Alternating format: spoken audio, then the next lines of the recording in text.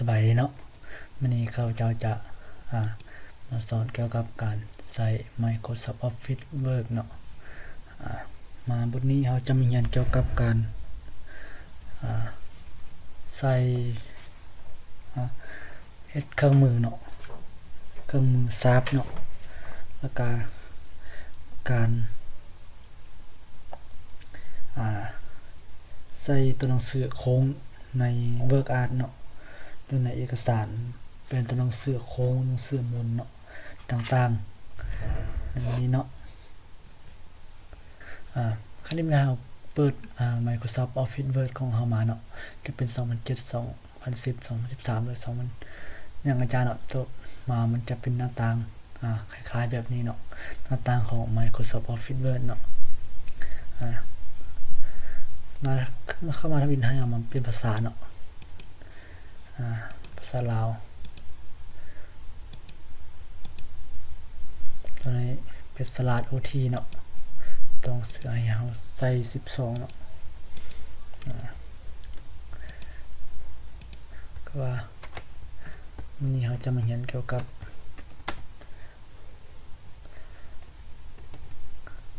การใส่เครื่องมือเนาะ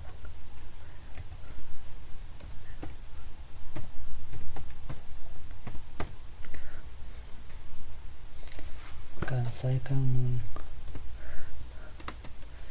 ทราบเนาะทราบ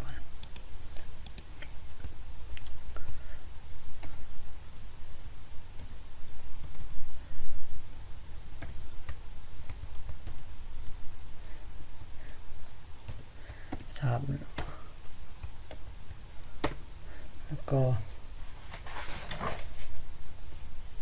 การเพิ่ม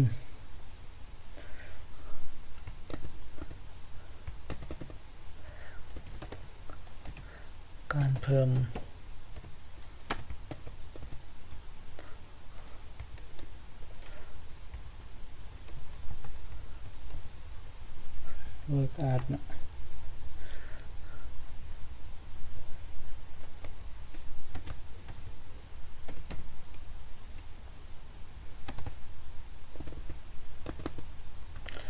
ลง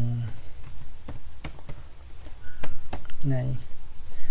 เอกสารเนี่ยจะมีเรียน2อย่างเลยเนาะ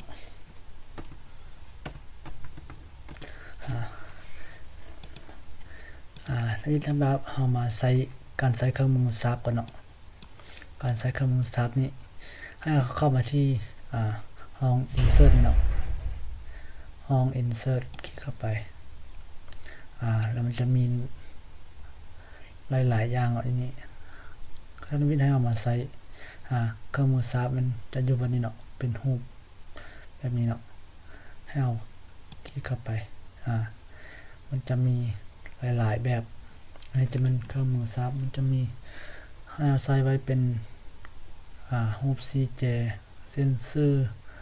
รูป 3J รูปลูกศรอย่างต่างๆหลายๆเนาะการใส่คือเรา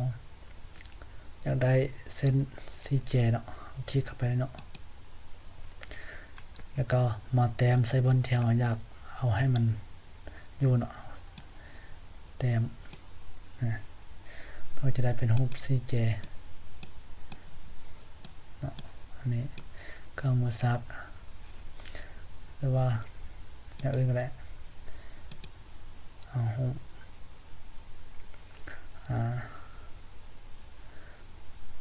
ส่วนนี้เนาะเครื่องมือซับ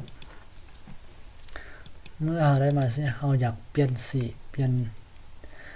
เราบ่มักสีนี้หรือว่าอยากเปลี่ยนแนวอื่นเป็นสีอื่นเรามาเข้าที่บนฟอร์แมตเนาะเราคลิกอะไรเนาะจะมาคลิกใส่รูปแล้วมันจะขึ้นมาฟอร์แมตนี่ตัวนี้ฟอร์แมตเนาะฟังก์ชันฟอร์แมตนี้เข้ามาจะมีให้เปลี่ยนเนาะอันนี้จะเป็นเปลี่ยนสีพื้นเราบ่เอาแต่ขอบเราก็กดแบบนี้ไปเนาะสีขอบเราบ่มักเอามักสีอื่นสีดำ สามารถใส่ได้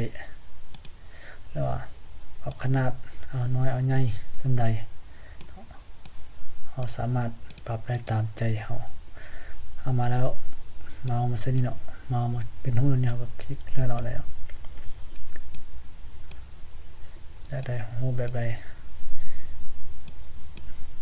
ได้จะหมุนเนาะหมุนมันเอามาบนตัวเขียวๆเนาะล็อกบนไหนเนาะ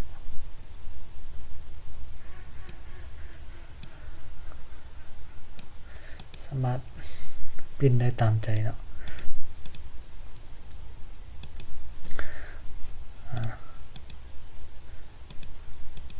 จะมาเข้ามาฟอร์แมตเนาะอยากเปลี่ยนเอฟเฟกต์เนาะสาดเอฟเฟกต์อยากให้เป็นแบบใดเนาะเป็นรูปแบบใดสามารถได้เนาะอันนี้จะเป็นเงาจะเป็นเงาครอบเงาออกมาเนาะคือแบบมันมีมิติขึ้นเนาะอันนี้เมื่อเราเฮ็ดอันนี้แล้วแต่เราอยากใส่ตัวหนังสืออยู่ในเนาะอยู่ในห้องสีแจนี่เราจะมาพิมพ์สิมันจะบ่ได้เข้าในรูปนี่เนาะเราต้องคลิกใส่บนรูปนี่เนาะเป็นรูปสีแจนี่เนาะคลิกแล้วเราคลิกขวาเนาะก็มันจะมีอันนี้ขึ้นมาให้เราคลิกใส่บน add text เนาะ add text นี่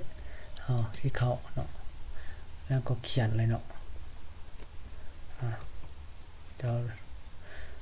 ต้องเป็นภาษาก่อนเนาะ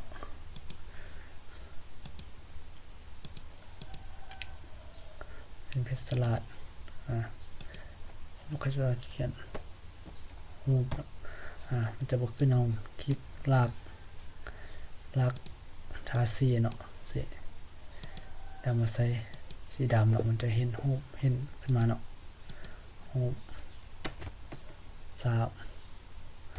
คูณ4ใส่แบบนี้เนาะถ้าไว้เนาะต้องทาสีแล้วจะมาคลิกใส่ต้นบนนี้เนาะให้เป็นสีก่อนจึงจะเห็นประมาณนี้เนาะถ้าเราอยากใส่ตัวหนังสือทางในเนี่ยสมมุติเราเลื่อนไปแต่ตัวหนังสือก็จะยังอยู่เนาะในรูปของเรานี่อันนี้เหมือนกันใส่เครื่องมือซับเนาะแนวต่อมาการใส่เวิร์กอาร์เนาะเป็นตัวหนังสือ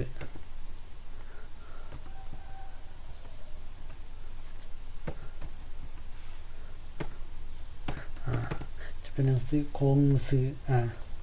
กงเนาะอันนี้เขาจะใส่เวิร์กอาร์เนาะเขียนการใส่เวิร์กอาร์ก็คือเข้ามาที่ห้อง insert นี่เนาะแล้วมันจะมีรูปแบบนี้เนาะรูปตัว A นี่เนาะให้เอาคลิกเข้าไปเนาะเขาจะมาร์กแบบใด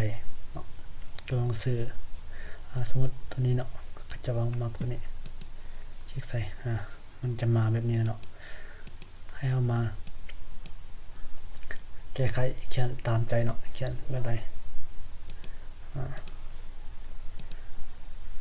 เขียนเป็น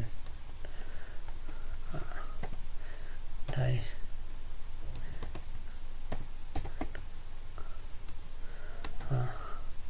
สอนเรียนคอมแบบนี้เนาะช่วยเราได้แบบนี้นี่จะเป็นแบบเขียนในเวิร์กเนาะแล้วเอามาเข้าที่ฟอร์แมตนี่เนาะแล้วเอาใส่หนังสืออันนี้จะเป็นใส่กรอบเนาะใส่ขอบเนาะมักใส่หรือมักเนาะเขาจะใส่ตัวหนังสือมักแบบใดเนาะอันนี้มันจะเป็นขอบเนาะสีขอบ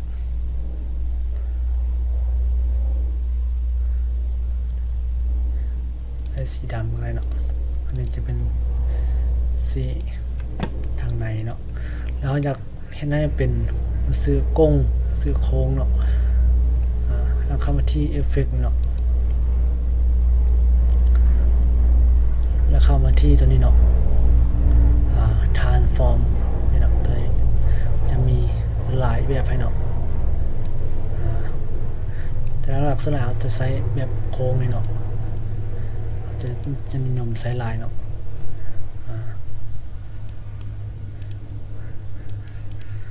จะโค้ง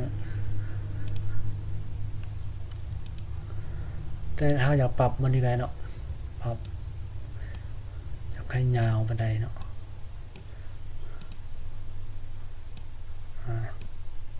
จะโค้งสไลด์หรือมาปรับบนนี้ก็ได้เนาะความโค้งเนาะอันนี้จะเป็น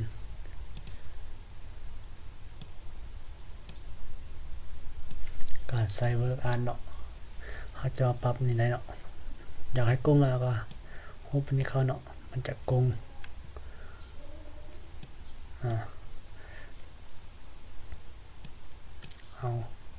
เอาสามารถปรับได้เนาะอันนี้เป็นการใส่เวิร์กอาร์ตเนาะเข้าสำเนาการใช้เครื่องมือซับแล้วก็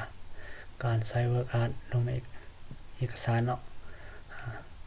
การเรียนการจดสำนี้เนาะ